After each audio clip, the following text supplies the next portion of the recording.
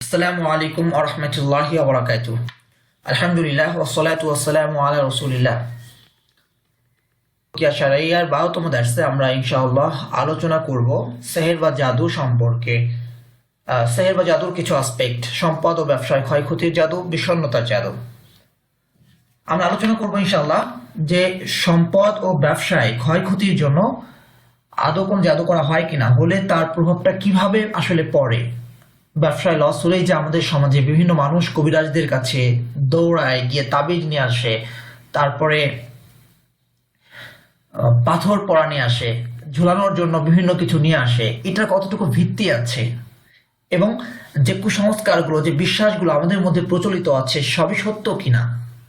কুসংস্কার তো সত্য হবে না, সেগুলো কি কি, মানুষকে দাওয়া দেওয়ার জন্য, নিজেকে বিরত থাকার জন্য সেই বিষয়গুলো যেমন জানতে হবে এবং জাদুর প্রকৃতিটা এখানে আসলে কিভাবে কাজ করে সেটা আমাদেরকে বুঝতে হবে। তো যারা আমাদের সাথে আছেন সকলকে শুভেচ্ছা, আহলান সাহলান। আমরা ইনশাআল্লাহ এই দার্সে আলোচনা করব সম্পদ বা ব্যবসায় ক্ষয়ক্ষতির জাদু, সম্পদ বা ব্যবসায় ক্ষয়ক্ষতির কারণ, সম্পদ বা ব্যবসায় জাদুর নামে যা চলছে সমাজে, সম্পদ ও ব্যবসায় ক্ষয়ক্ষতিতে করণীয়, বিষণ্ণতার জাদু। আসলে সম্পদ ব্যবসায় ক্ষয়ক্ষতি সম্পর্কে আল্লাহ সুবহানাহু ওয়া তাআলা কোরআন মাজিদে কি বলেছেন, এটা আমাদের জন্য সবচেয়ে গুরুত্বপূর্ণ একটা বিষয়। যদি এই বিষয়টা বুঝতে পারি, ক্ষয়ক্ষতি সম্পর্কে কোরআনের বর্ণনা কি, আল্লাহ সুবহানাহু ওয়া তাআলার সুন্নাহ কি, তাহলে এই জাদুর বিষয়টা বোঝা আমাদের জন্য একটু সহজ হবে। আউযু বিল্লাহি মিনাশ শাইতানির রাজীম। বিসমিল্লাহির রহমানির রহিম।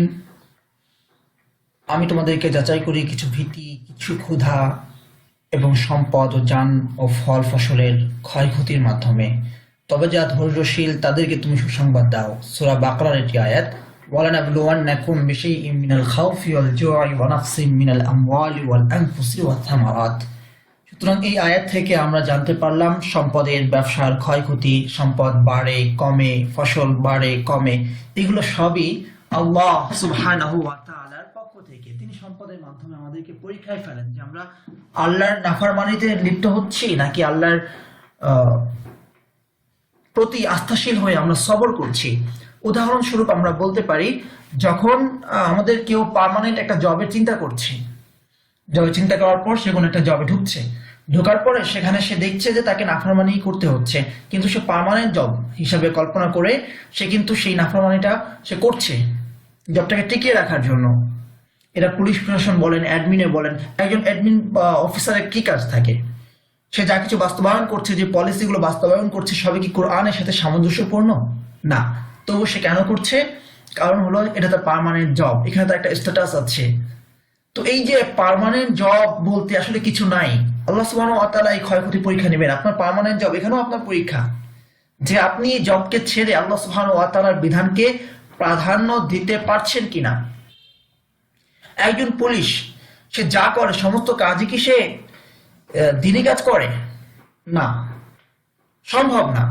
এখানে অনেক ধরনের পলিসি থাকে, যে পলিসির সাথে ইসলাম যায় না,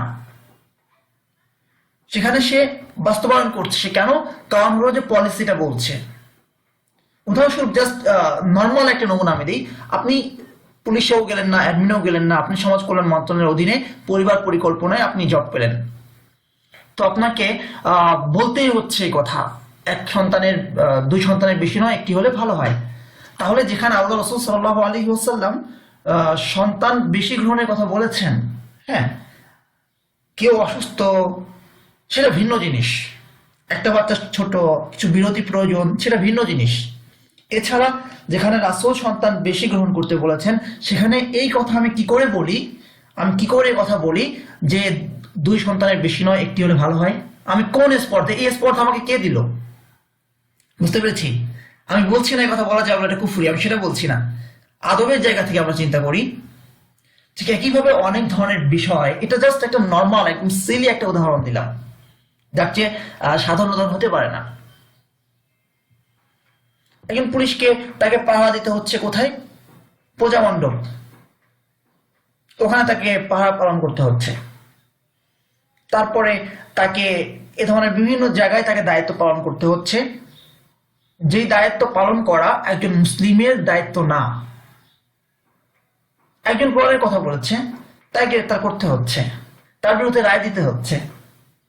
হ্যাঁ, তো এই জাতীয় অনেক কিছু বিষয় চলে আসে যেখানে আপনার মুখে আপনার সামনে এই পরীক্ষা চলে আসবে, এখন কি আমি আমার জবকে টিকিয়ে রাখবো, আমি আমার এই সম্পদের দিকে তাকাবো, জব কি সম্পদ, মাস শেষে আপনি একটা মোটা অঙ্কের স্যালারি পাচ্ছেন, নাকি আল্লাহ সুবহানাহু ওয়া তাআলাকে প্রাধান্য দিয়ে আপনি জবটা ছেড়ে দিবেন।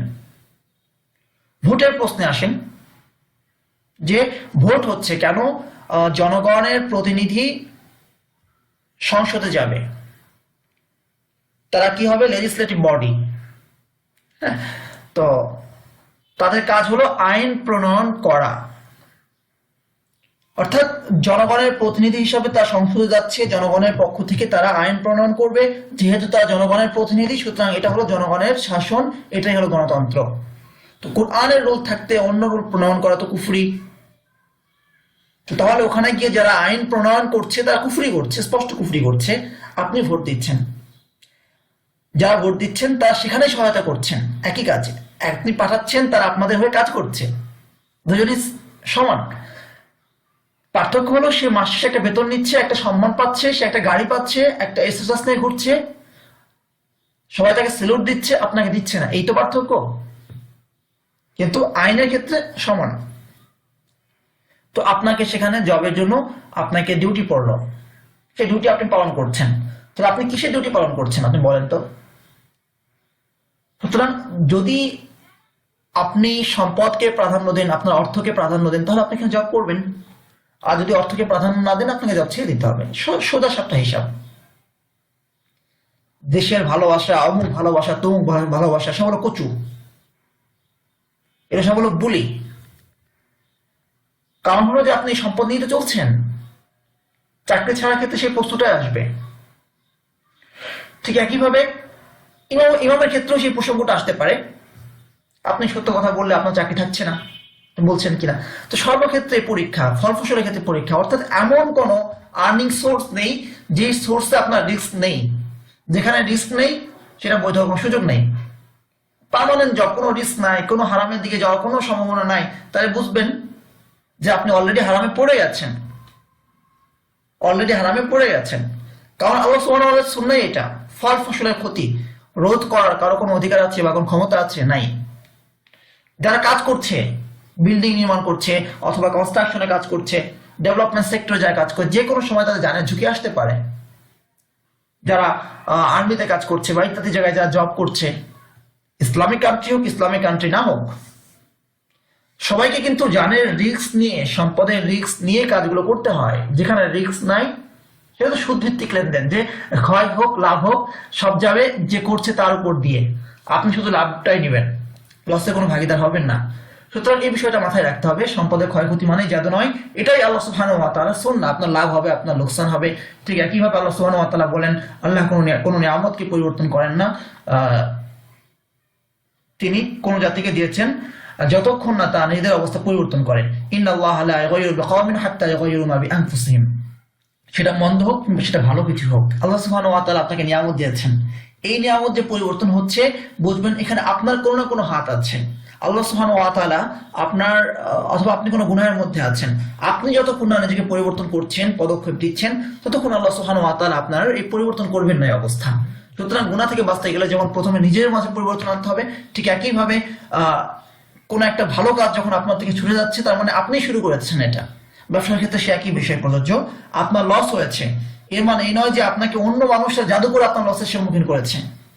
এটাই হওয়া উচিত যে এই আয়াত অনুযায়ী যে আপনি যেভাবে আপনার ব্যবসা করলে লাভ হওয়া উচিত ছিল সেভাবে করতে পারেননি। সেখানে একটা ব্যবসায় সফলতার জন্য পলিসি প্রয়োজন, সঠিক পলিসি। তারপর হলো সঠিক প্ল্যান প্রয়োজন। আপনি পলিসি করেছেন, আপনার কোনো প্ল্যান নেই বাস্তবায়নের, ইমপ্লিমেন্টের কোনো প্ল্যান নেই, আপনি বাস্তবায়ন করতে পারবেন না। আপনার পলিসি আছে, প্ল্যান আছে, কিন্তু আপনি অলস টাইপের, ফজরের পরে ঘুমান, ঠিক মতো শ্রম দিচ্ছেন না, ঠিক মতো খুলছেন না, ঠিক মতো বন্ধ করছেন না, মানুষ এসে আপনাকে পাচ্ছে না, এবং হার্ড ওয়ার্ক আপনি করতে পারছেন না, তাহলে আপনি তো লাভবান হতে পারবেন না। আল্লাহ রাসূল সাল্লাল্লাহু আলাইহি ওয়াসাল্লাম বলেছেন, এই উম্মার বারাকা ফজরের পরে।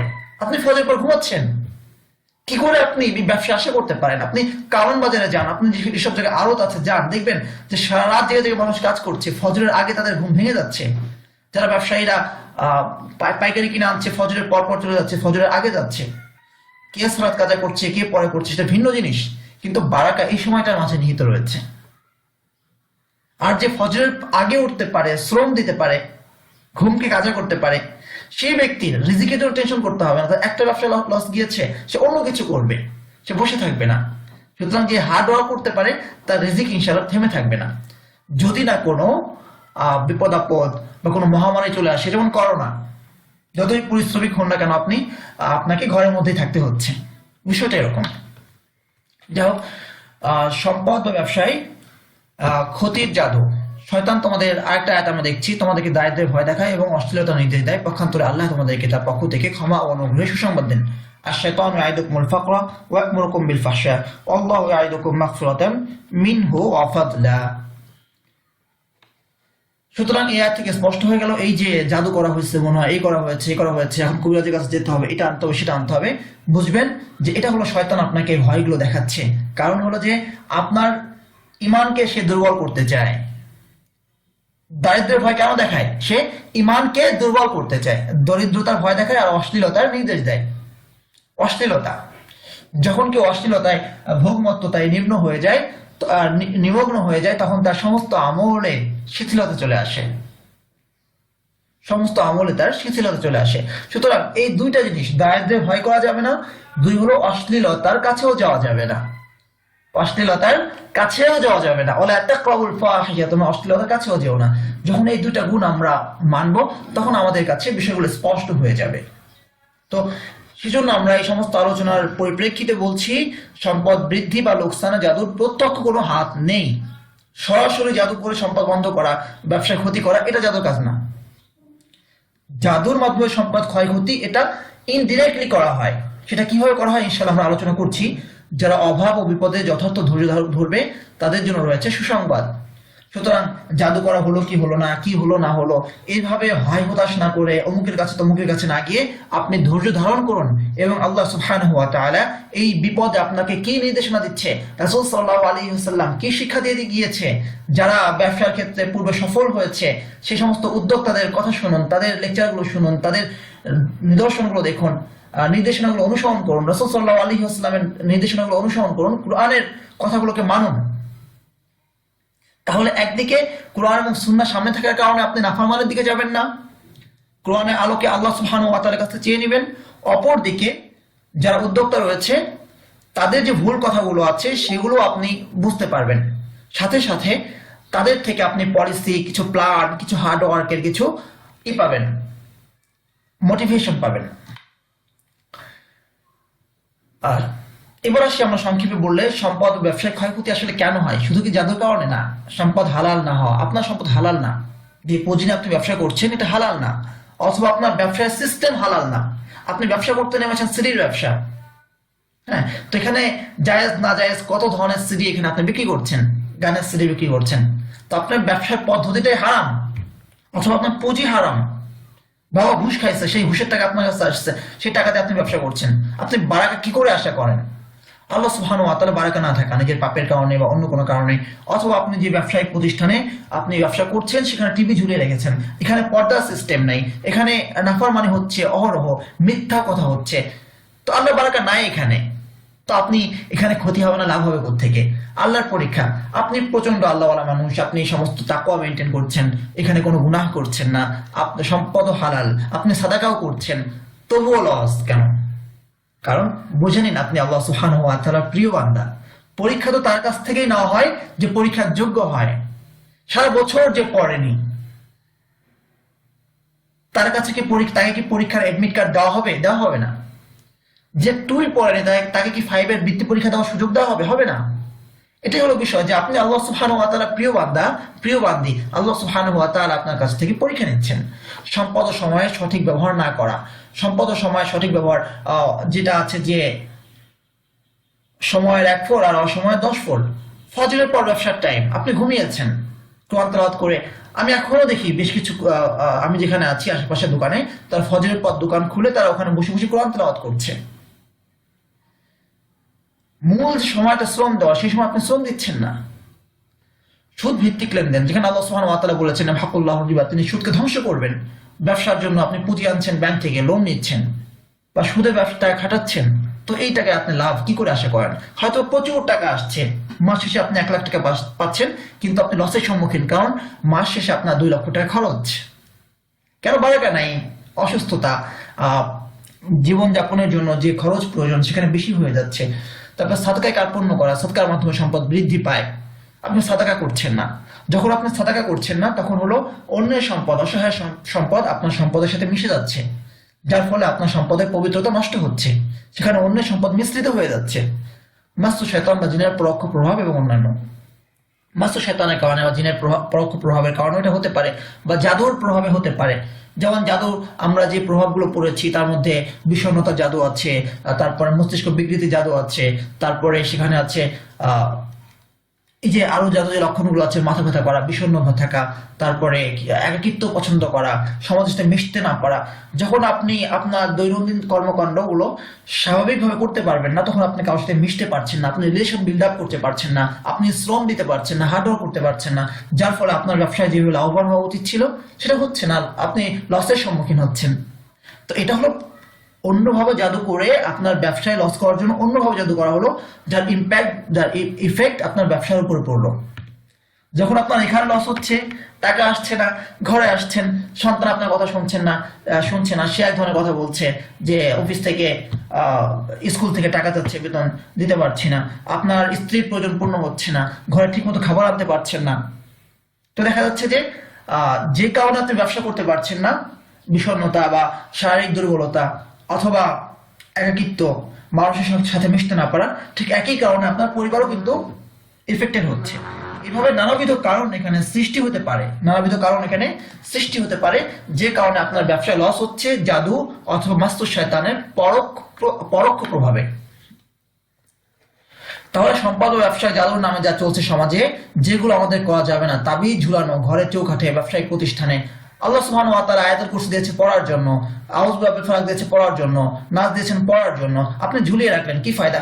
কোনো ফায়দা নেই। পাথর আংটি ইত্যাদি সংরক্ষণ করা হচ্ছে বরকতের আশায়, বরকত দেন কি? আল্লাহ সুবহানাহু ওয়া তাআলা। তাহলে আপনার তাওয়াক্কুল আল্লাহ সুবহানাহু ওয়া তাআলার কাছ থেকে সরে পাথর আংটির প্রতিস্থাপন হচ্ছে। নাজায়েজ, না জেনে না শুনে রুকিয়া সাজেস্ট করা। আমাদের অনেক ভাইরা আছে, তাদের কাছে গেলেই তারা রুকিয়া সাজেস্ট করে দেয়। সুতরাং আপনাকে তো সমস্ত বিষয় মাথায় রাখতে হবে, এটা কি জাদুর সমস্যা বা অন্য কোনো সমস্যা? তো আমরা যখন বলা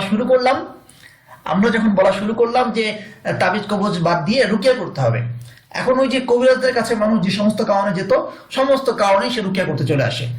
তার ব্যবসায় লস, সে রুকিয়া করতে আসছে। একটা মানুষের কাছ থেকে শুনেছি, সে প্রায় 1.5 লাখ থেকে 2 লাখ টাকা সে কি বলে শুধু হলুদের পিছনেই ঘুরেছে, ব্যবসা লস হচ্ছে জন্য। 1.5 থেকে 2 লাখ টাকা, সবাই বলে জাদু করা হয়েছে। আমি বললাম যে 1.5 থেকে 2 লাখ টাকা আপনি যেদিকে খরচ করেছেন এই পর্যন্ত, বিভিন্ন জায়গায় দৌড়াদৌড়ি করে, এখানে 30,000 টাকা, ওখানে 40,000 টাকা, এখানে 10,000 টাকা, এই টাকা যদি আপনি শ্রম দিয়ে হার্ড ওয়ার্ক করে আপনি ব্যবসা নতুন করে শুরু করতেন, মাটি আঁকড়ে ধরতেন, আপনার ব্যবসার মাটি, আপনি নতুন করে কিছু করতে পারতেন। তো বিষয়টা এটা, পাথর আংটি ইত্যাদি সংরক্ষণ। তারপরে কি হলো যে রুকিয়া সাজেস্ট করছে, তো সব জায়গায় রুকিয়া সাজেস্ট। ইভেন আল্লাহ মাফ করুন, একবার আমাদের কাছে করেছিলেন, নক দিয়েছিলেন তিনি আমাদের কাছে রুকিয়ার জন্য। ওনার প্রবলেম হলো যে উনি সমলিঙ্গের প্রতি আকৃষ্ট। তার একজন বান্ধবী, তার বান্ধবীর সাথে তার একটা সম্পর্ক ছিল, তারপর তার বিয়ে হয়ে যায়, স্বামী বিদেশ থাকে, এখন সে বান্ধবীর সাথে থাকতে পারে না। তো সে বান্ধবীকে সে বিয়ে দিয়েছে তার ভাইয়ের সাথে। তো তার ভাইয়ের সাথে বিয়ে দিয়েছে। এখন বিয়ের পরে তাদের সম্পর্ক ছিল একটা সময় পর্যন্ত, তারপর এখন আর তার ভাবি মানে তার বান্ধবী, এখন সে আর তার সাথে সম্পর্ক কন্টিনিউ করতে রাজি না। তো সে এসেছে যে আমাকে রুকিয়া দেন, আমি শুনেছি তাবিজ কবজ ঠিক না, তাই রুকিয়া নিতে আসছি। তো নাউজুবিল্লাহ, ব্যভিচার যেখানে হারাম, সে তার চেয়ে সমকামিতায় লিপ্ত, গুরুতর অন্যায় লিপ্ত, কিন্তু সেখানে আসছে রুকিয়ার জন্য। কেন? কারণ এই সঠিক বুঝতে না থাকার কারণে। বুকে ব্যথা করছে, এরকম ব্যথা করে, ওরকম ব্যথা করে, হুট করে বলে দিচ্ছি আপনার জাদুর সমস্যা। দুঃস্বপ্ন দেখি আমি নিয়মিত, হুট করে বলে দিচ্ছি আপনার অমুক সমস্যা। আপনি এই রুকিয়া শুনুন, এটা আসলে উচিত না। এভাবে আমরা মানুষকে অস্বস্থার সৃষ্টি করছি। কারণ জিন কি করে? জিনের কাজ হলো ওয়াসওয়াসা প্রক্ষেপণ করা, মানুষকে ভয় দেখানো, ভীতি দেখানো। এটা হলো ওয়াসওয়াসা। এই যে আপনি অনেকে জিনের আওয়াজ শুনে হাফসাফা দেখে, জিনের আশ্রয় করে কেন? কারণ সে চাচ্ছে এগুলো দেখে আপনাকে ভয় দেখাতে। তো আপনি একটা মানুষকে জিন থেকে বাঁচানোর জন্য যে কাজটা করছেন, তাকে যে হুটহাট করে রুকিয়ে দিয়ে দিচ্ছেন, তার জাদুর সমস্যা, জিনের সমস্যা বলছেন, আপনি তো একই কাজ করছেন। মানুষের অন্তরে জিন সম্পর্কে ভীতি ঢুকাচ্ছেন, ওয়াসওয়াসা সৃষ্টি করছেন। অথচ একজন রাকির কাজ ছিল জিনের আসরগ্রস্ত একজন রোগীকেও এই সাহস যোগানো, জিন তোমার কোনোই ক্ষতি করতে পারে না যদি তুমি এই কোরআনকে আঁকড়ে ধরো। তো এই সমস্ত অস্বস্থতা থেকে আমাদেরকে বেরিয়ে আসতে হবে ভাইরা। তারপরে কোনো আলিমও ভুলবশত কোরআন মাজিদ বা কোরআনের আয়াত বিশেষ ঝুলিয়ে রাখতে বলেন, তো এটা উচিত না। আসলে কোরআন আয়াতকে ঝুলিয়ে রাখার জন্য, এটা পড়ার জন্য। আচ্ছা, এখানে বারাকা হবে, কোরআনের বারাকা ঝুলিয়ে ঝুলিয়ে রাখার মাঝে নয়, বরং পাঠের মাঝে। যাই হোক, তাহলে আসলে আমাদের কি করা উচিত? কোন অবস্থাতেই তাবিজ কবজে আশ্রয় নেওয়া যাবে না। খতিয়ে দেখুন আপনার দ্বারা কোনো কবিরা গুনাহ হচ্ছে না তো, যার দ্বারা আপনার ব্যবসা বারাকা উঠে যাচ্ছে। আপনার দ্বারা কোনো ফরজ ওয়াজিব অবহেলিত হচ্ছে না তো। জীবন ধারা বদলে ফেলুন, সময়ের কাজ সময় করুন, বেশি বেশি কোরআন পড়ুন, বুঝে পড়ুন এবং কোরআনের সাথে জীবনটাকে নতুন করে গুছিয়ে ফেলুন। দেখবেন যত অল্প সম্পদই আছে না কেন, বারাকা আছে। ব্যবসায় যতই লসের সম্মুখীন হচ্ছেন না কেন, আপনার অন্তরে আল্লাহ সুবহানাহু ওয়া তাআলা একটা প্রশান্তি দিয়ে দিয়েছেন। এবং এই ব্যবসার ক্ষতি কি করে কাটিয়ে উঠতে হবে, কি করে ঋণ আপনি পরিশোধ করবেন, সেই ব্যবস্থা আল্লাহ সুবহানাহু ওয়া তাআলাই করে দিবেন ইনশাআল্লাহ। সকাল সন্ধ্যা ইস্তেগফার, সালাত সালাম, সুবহানাল্লাহ, আলহামদুলিল্লাহ, আল্লাহু আকবার পাঠ করুন।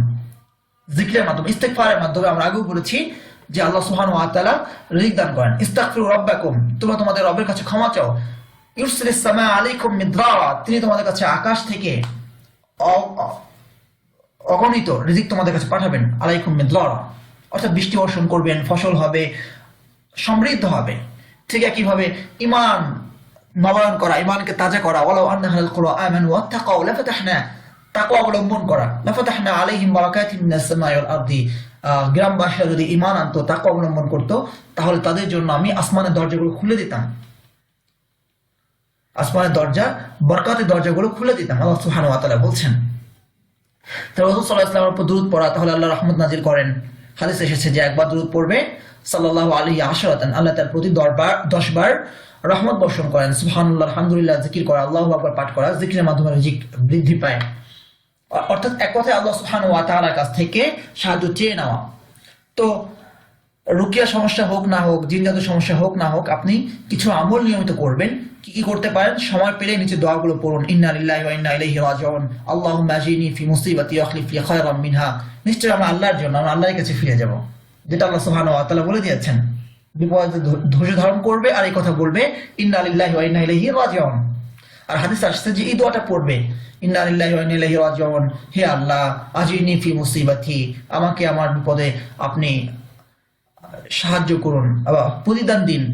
ওয়াখলিফ লি খায়রাম মিনহা, এবং এর চেয়ে কল্যাণ কিছু আমাকে দান করুন। তো আল্লাহ রাসূল সাল্লাল্লাহু আলাইহি ওয়াসাল্লাম বলেছেন এই বিপদ থেকে উদ্ধার করে আল্লাহ সুবহানাহু ওয়া তাআলা তার পূর্বের অবস্থা থেকেও ভালো কিছু তাকে দান করবেন ইনশাআল্লাহ। তো এই দোয়াটি পড়তে পারেন, আপনি নিজে দোয়াটি পড়তে পারেন। লা ইলাহা ইল্লাল্লাহুল আযীমুল হালিম, লা ইলাহা ইল্লাল্লাহু রাব্বুল আরশিল আযীম, লা ইলাহা ইল্লাল্লাহু রাব্বুস সামাওয়াতি ওয়া রাব্বুল আরদি রাব্বুল আরশিল কারীম। এই দোয়ার অনেক ফজিলত আছে বিপদের মধ্যে। রাসূল সাল্লাল্লাহু আলাইহি ওয়াসাল্লাম এই দোয়া যখন তিনি বিষণ্ণ বলতে যখন তিনি দুশ্চিন্তাগ্রস্ত হতেন কোনো কারণে, তখন তিনি এই দোয়াটি বেশি বেশি পড়তেন, আপনি পড়তে পারেন।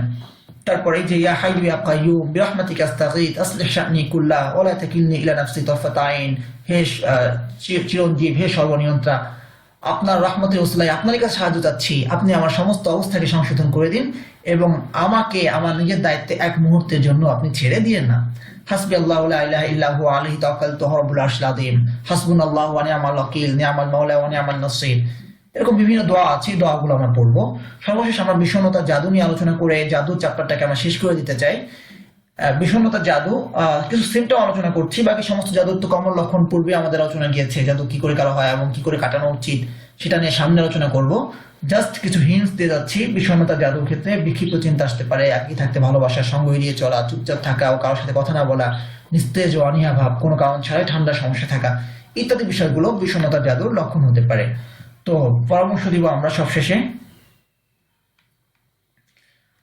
সূরা ইয়াসিন, সূরা ইউসুফ, সূরা মুলুক, সূরা আলম, সূরা নাসরাহ ইত্যাদি সূরাগুলো পাঠ করা, যে সমস্ত সূরা আপনার মাঝ থেকে বিষণ্ণতাকে দূর করবে, নিঃসঙ্গতা এড়িয়ে চলুন। কারণ একই থাকলে চিন্তা আসবে, দুশ্চিন্তা আসবে, সবার সঙ্গে মিললে সেই বিষয়গুলো ভুলে থাকা সহজ হয়।